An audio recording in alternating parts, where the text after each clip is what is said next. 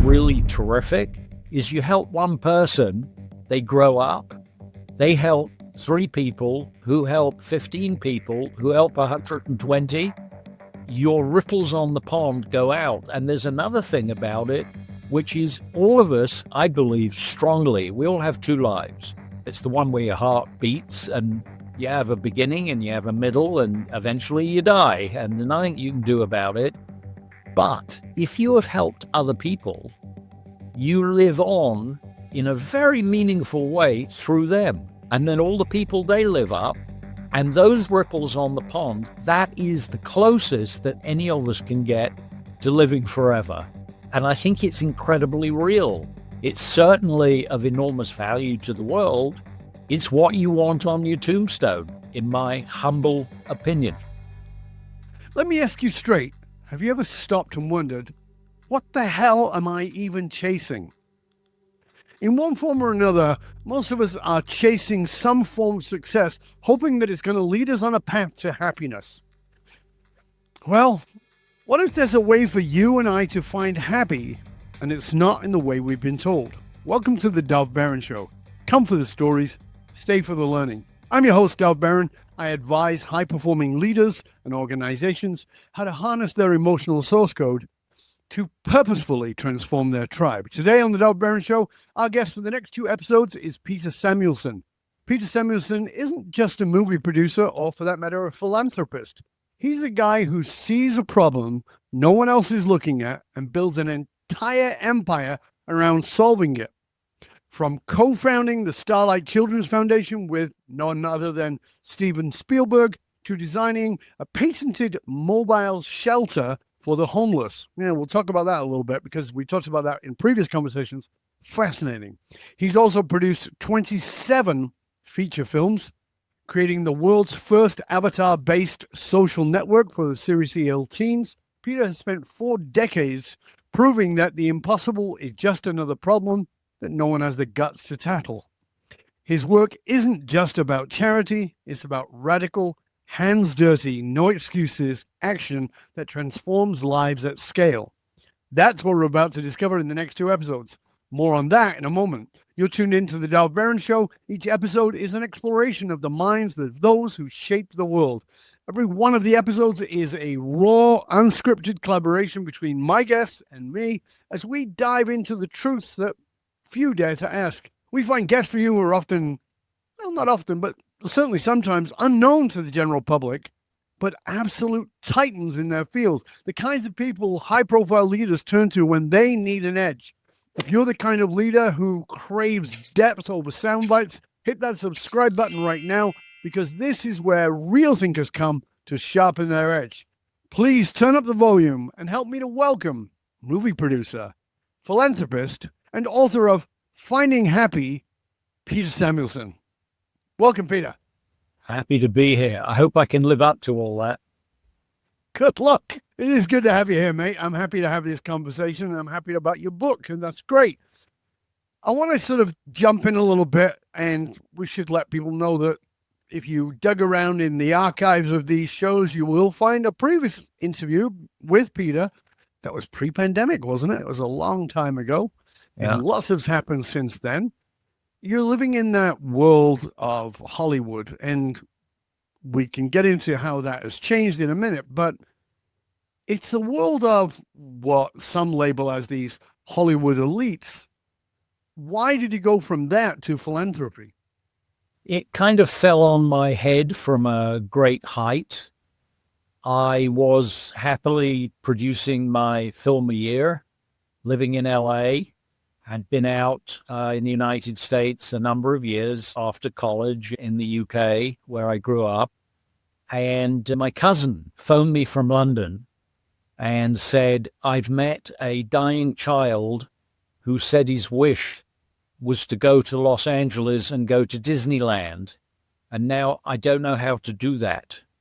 And I said, well, you've done it now. Did you speak to the doctor? Yeah, the doctor says, okay, speak to the mother.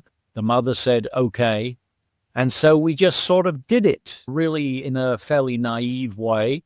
The mum and the little boy, Sean, mother's name Brenda, flew out to LA, and my cousin and the two of them moved into my apartment. It was back in the days when I was single. And we did all the things that you undoubtedly are not supposed to do with a dying child. And he had a fine old time, which we had expected. That was why we did it. But there were things we hadn't expected, like his mother enjoyed it so much. And when Sean and she went back to London and he died, we realized, wow, we've given her a gift because now she can remember her kid at Disneyland and Knott's Berry Farm and whatever, and not just in a hospital bed at Great Ormond Street Children's Hospital with a tube up his nose, passing away. What do producers do? We call meetings. That's our core skill, is actually calling a meeting and casting it. So I called a meeting after work one day, and I stood there at the head of the table, and I said, this is what we just did, and maybe we could do it again a few times a year, half dozen times a year, something like that. I thought, well, you always need a lawyer, and you need an accountant, and you need a publicist, and we need someone who understands the politics of hospitals, and we need organizers, and this, that, and the other. When the lawyer said, what do you want to call it? I said, I actually haven't given that any thought at all. What do we want to call it? And it was the accounting lady, with whom, very, very pretty, and I had had one date with her, and I had phoned her and said, I'm having this organize a charity meeting. I need an accountant. Could you please come? I'm so sorry I didn't call you. My bad. And she had shown up, and it was she who said, you know that children's rhyme, Starlight, star bright, first star I see tonight, I wish I may. I wish I might have the wish I wish tonight. Why don't we call it the Starlight Children's Foundation? And we all looked at each other and said, yeah, that's fantastic. And I had invited a graphic designer, because you always have to have a logo. And the graphic designer said, I can see it in my mind's eye. It's a child reaching up for a star.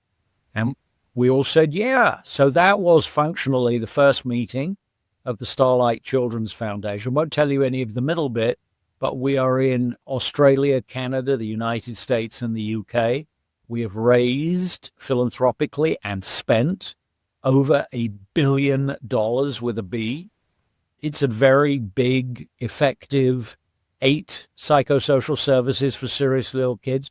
But it's the original core idea, which is these kids are sad. Their mums and dads are sad and stressed.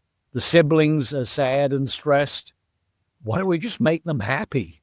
Not much more complicated than that. Turns out, psychoneuroimmunology, you take a kid with a suppressed immune system and you get them out of their funk and make them happy.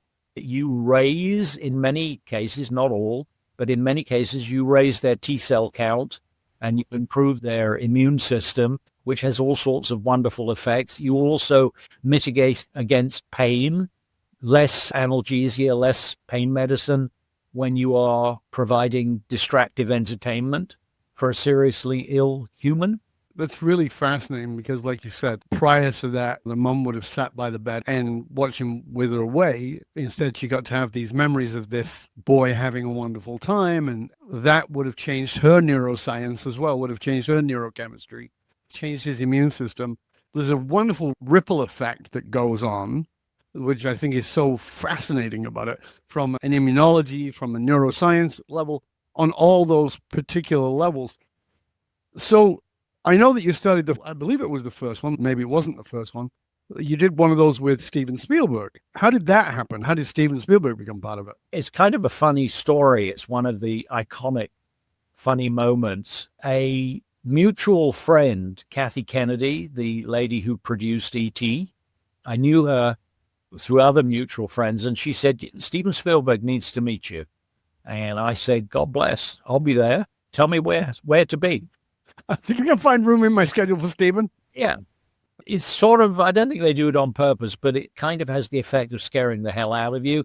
I pitch up and the second assistant says, don't give Mr. Spielberg the collateral. I'll take that. And you have 20 minutes and he has an ambassador coming on the hour and you'll have to finish by then and on and on. And then you walk in and it's like a surreal moment because there's a man standing there And he gets up as I come in, and he looks exactly like Steven Spielberg, because, of course, he is Steven Spielberg. So I'm pitching away, and I'm telling him, you'll come in, you'll be chair, and we're going to do these amazing things. And he's eating it up, and I'm looking at my watch, and I'm thinking, I've been in here an hour. I don't know what happened to the ambassador, but I'm still here. And hour and 45 minutes after I got there, he says, so, okay, I'm in. I'm persuaded. What do you want me to do? And I said, well, be the chairman, and we're going to form this thing, and we're going to get on and do it. And all these wonderful ideas that you just had to do with the internet, we're going to do the whole damn lot. And he said, well, if I'm going to be the chairman, I should give money, right? And I said, well, that would be magnificent. He said, what do you think I should give? And I said, I do think God put me on the earth to tell Steven Spielberg what he should do philanthropically. And he said, no, give me a number. I can always say no. And I said, no. And he said, no, you can't leave unless you give me a number. And I said, okay. Hold on a second. I'll just dig around the back of my pants and pull something out of somewhere. I said, $2.5 million. I have not the foggiest idea why I said that. He gave me a hug, and I came staggering out of his office and out of Amblin and across the parking lot, and I hid behind a tree, and I called then my wife. I said, I think I just met Steven Spielberg. I think it's going to be a new nonprofit charity. We got to get the 501c3. Oh, and he's going to donate $2.5 million. Oh, and he's going to be the chairman. And there was like a long silence, and my wife, ever the sarcastic, said, where are you exactly? I don't think you're safe to drive. I'm going to come and get you. And that is exactly what we did. I left the car there overnight. She came and got me and drove me home in a sort of fog of euphoria. And I thought maybe I imagined some of it. And then the following day, this guy called Jerry Breslau phoned and said, hi, you don't know me, but I'm Steven Spielberg's business manager. I've been told to wire you $2.5 million. And I said, ho, can you give me like maybe into next week? Because I got to form the entity. I got to open a bank account. I got to apply for the 501c. He said, sure. And when I gave him all the numbers on the bottom of the checkbook, the money arrived. So that became my second nonprofit. Honest to God, when we turned on Starlight Digital World in June of 1995, it was the very first user-controlled, avatar-navigable, false world, artificial world. Two kids would choose their avatar. When two avatars in the world that they also had to choose would touch, it would open a video window, and they would then, often at great distances, Children's Hospital San Francisco to Sloan Kettering or something like that, they would have a video chat. And when we turned it on, it was so early they hadn't invented the mouse yet, which meant that if you wanted to move your avatar diagonally through the world, you had use the arrows on the keyboard. You had to do the arrows, left, up, left, up.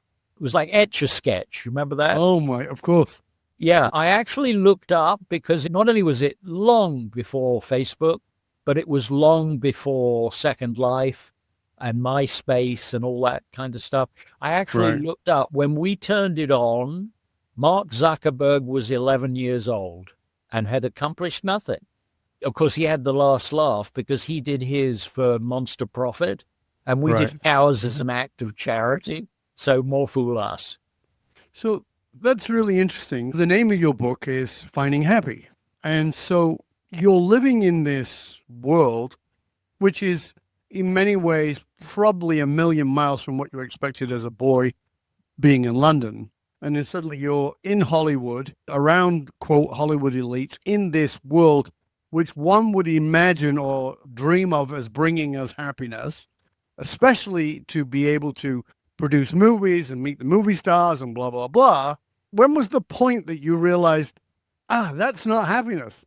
I'm on the wrong path. I'm chasing the wrong thing for happiness. And this is a path to facilitate the path to happiness. Is that a fair way of putting it? Yeah, it is a very fair way, and it's a very astute question. I have never experienced happiness by knowing famous people who are actors. I've mostly been caused enormous stress while I dealt with strange idiosyncratic behavior. We can come back to that if you want. There is some joy, some happiness to be found in creating things, like to literally have the idea for a film and then work out how to get it written and directed and crewed up and raise the money, and then standing at the back of an auditorium and hearing the audience laugh at the places they were supposed to laugh. That is a happiness, and creativity is a source of joy. But I actually don't think that much of the joy I've had in my life has come from being a professional career film producer. That is how I've put bread on the table and paid the mortgage and all those good things. And I don't dismiss that. It's very, very important. Earning a living is terrific. Short-term happiness, medium-term happiness, long-term happiness. It's all in the book. Short-term happiness, just speaking subjectively, is a unlimited tub of chocolate ice cream, a big spoon, and no one to criticize you. Medium-term happiness is more tubs of the chocolate ice cream. However, long-term happiness has nothing to do with ice cream. I think in the end, just to kind of give it's not a secret, and I didn't invent it, but it's truth, it's life truth. I think you achieve happiness more than anything else by helping other people. I think as you lift up other people, you meet alongside you a better class of people to be friends with, to be colleagues with. You also have the amazing joy of realizing that you've lifted up people, that you actually help them.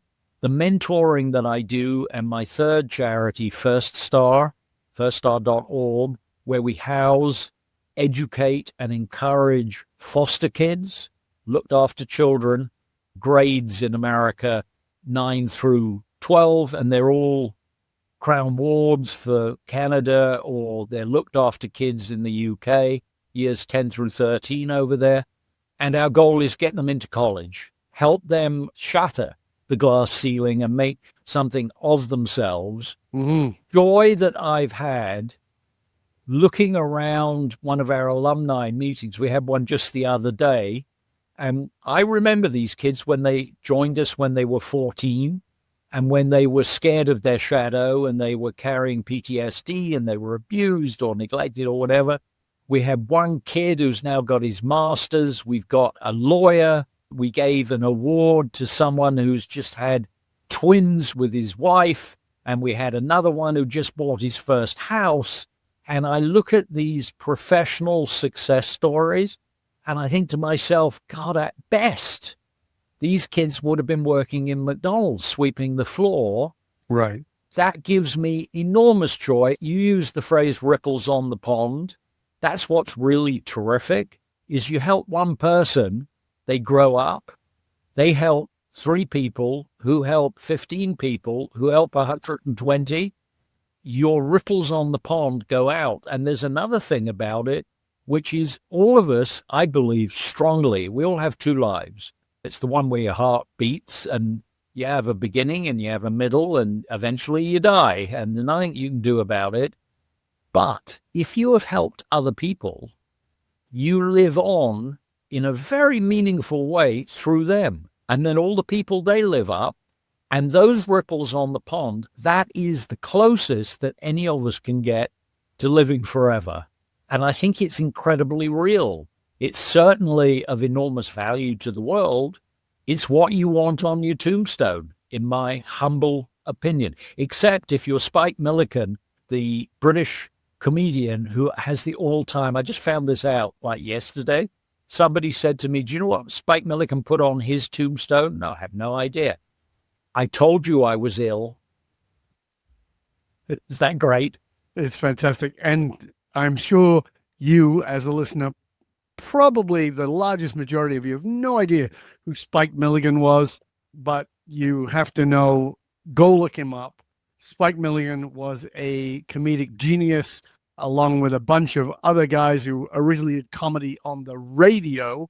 and then had their own TV show. They were politically incorrect, which we won't go into, which is still one of my favorites. But these were people who led the way into some of the most famous names of the 80s and 90s and even early 2000s. You've worked with some of those people, like Peter Sellers, right? You worked with Peter Sellers. Oh, my Peter. I was talking to someone the other day, because I do a lot of teaching in film schools, and somebody asked me, when you were entry level, what was the stupidest thing that anyone ever asked you to do? And I said, well, I was almost entry level. I wasn't a producer yet. And I worked on the Pink Panther film with Peter Sellers. And I was the muggins who used to have to go around the set at 6 o'clock in the morning after the crew arrived, but before the cast arrived.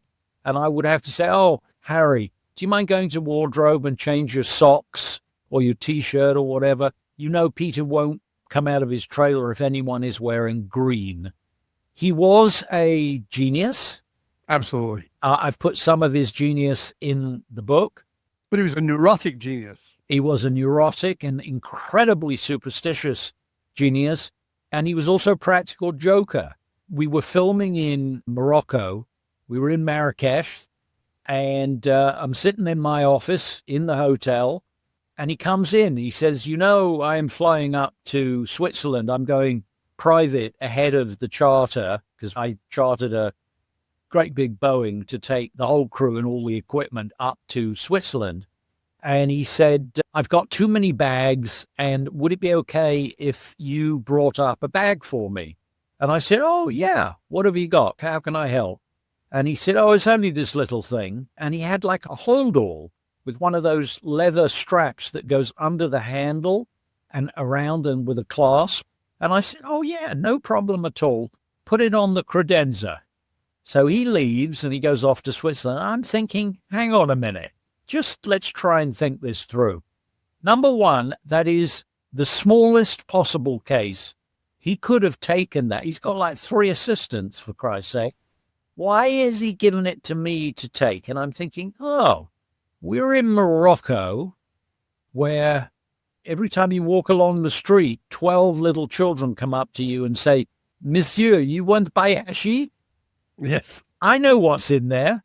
He doesn't want to go to prison in Switzerland. Can you imagine how they're going to turn us all over, flying nonstop on a charter, a film crew from Marrakesh up to Geneva? We're going to get crucified. He doesn't want to go to prison. He thinks I should go to prison. I didn't know what to do. So I went and got the bag and I've got it on my desk. I'm fiddling around with it. I'm trying to pull it open. And in the end, I thought, you know what? I'm not going to prison for Peter Sellers. I don't care that he is a famous actor. I will not go to prison for him. I will cut my way into it, which I did with the office scissors. I cut the hasp and I opened it up and it was entirely full, no hashish, entirely full of dirty socks and dirty underpants. And I sat there and I thought, he got me. He did this. This knew I wouldn't take it without cutting my way into it. Not stupid. And he thought, oh, it'll be hilarious. And sure enough, when we got to Switzerland, somewhat shamefaced, I gave him his bag, which had clearly been cut into. Yeah. And he said, oh, you didn't trust me. I knew you wouldn't. So there you go. Anecdotes of Peter Sellers. What I've tried to do in the book is it's kind of a self-help book for young adults, Gen Z, maybe the top end of the alphas, the bottom end of the millennials, but really young people 15 to 30 years old. And it's kind of what I know now that I wish I knew when I was 18, because life might have been much easier. And I've punched it up. I've illustrated it with anecdotes. So like there's a chapter in it. What is a good risk? What is a bad risk? How can you tell the difference? And I thought, oh, well, this is good because when I was young, I took risks that were so incredibly stupid that it nearly killed me. Mm-hmm. The time I climbed 5 floors down a pipe duct to rescue a kitten without the first clue how I was going to climb back up, that kind of thing. And then risks I didn't take that I should have taken, and the opposite and the opposite. I've included a whole lot of kind of adventures in the screen trade, mad producer stories, being the interpreter to Steve McQueen on the motor racing film Le Mans. And of course, he was mad for motocross. And he arrives, and I've rented this incredible chateau for him, 17th century chateau.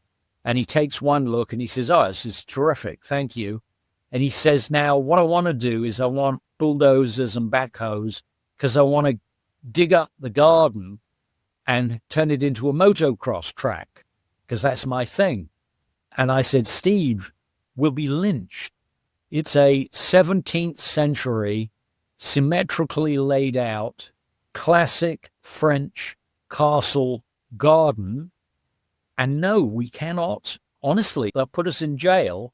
We can't do that." But what I learned early in my career, never say no without saying, "But what we could do." I said, what we could do is, see that field over there? That's a farmer's field. How much can he love it? He's got cows in it. We will rent it from him without the cows, and we will get bulldozers and backhoes. And that is precisely what we did.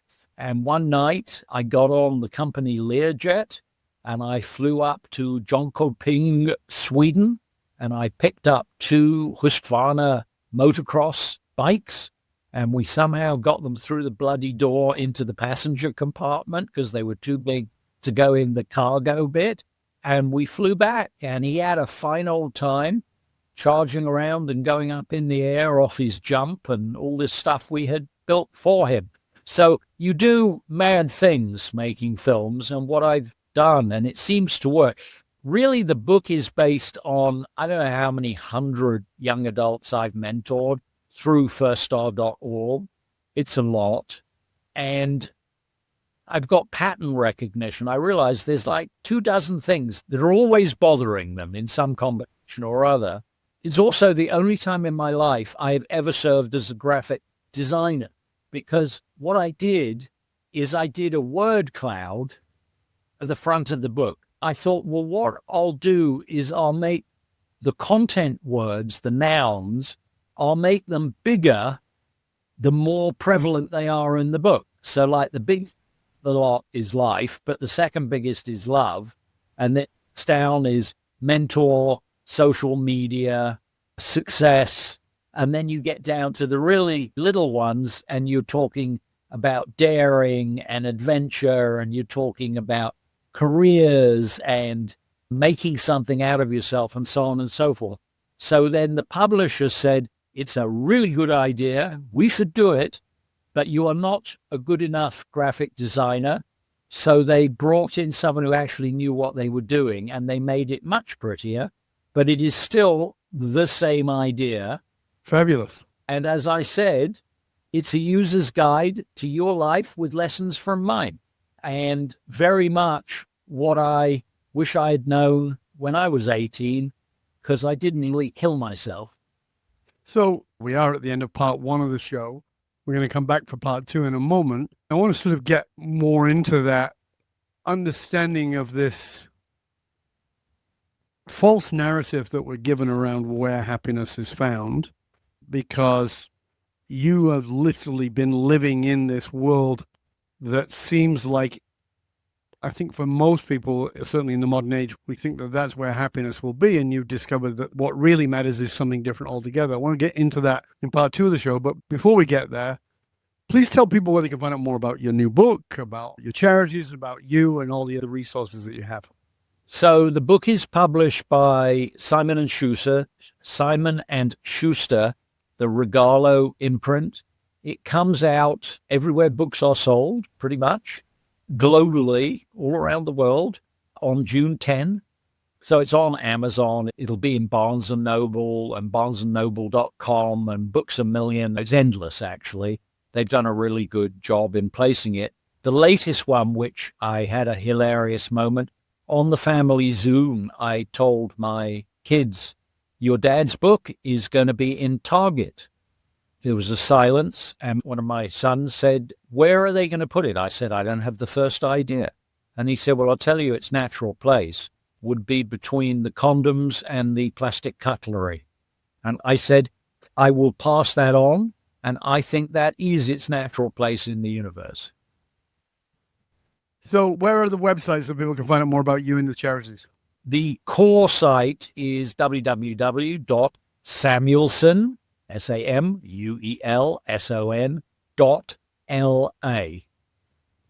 www.samuelson.la, and it'll take you to Amazon or any of the other retailers. It's a book for any older adult to buy for any younger adult that they would like to help or see helped. And it's not just me bringing my help. I've also drawn in experts and the psychology of adolescence and everything that I felt might be helpful and that I found helpful in the individual one-on-one or one-on-several mentoring and teaching that I've done. It's right there in the book. It's called Finding Happy. We'll make sure that all those links are posted in the show notes in case you didn't catch them. We're going to be back in just one click for part 2 of our delicious conversation with Peter Samuelson. Stay curious, my friends. Stay curious. We'll be back in just one click.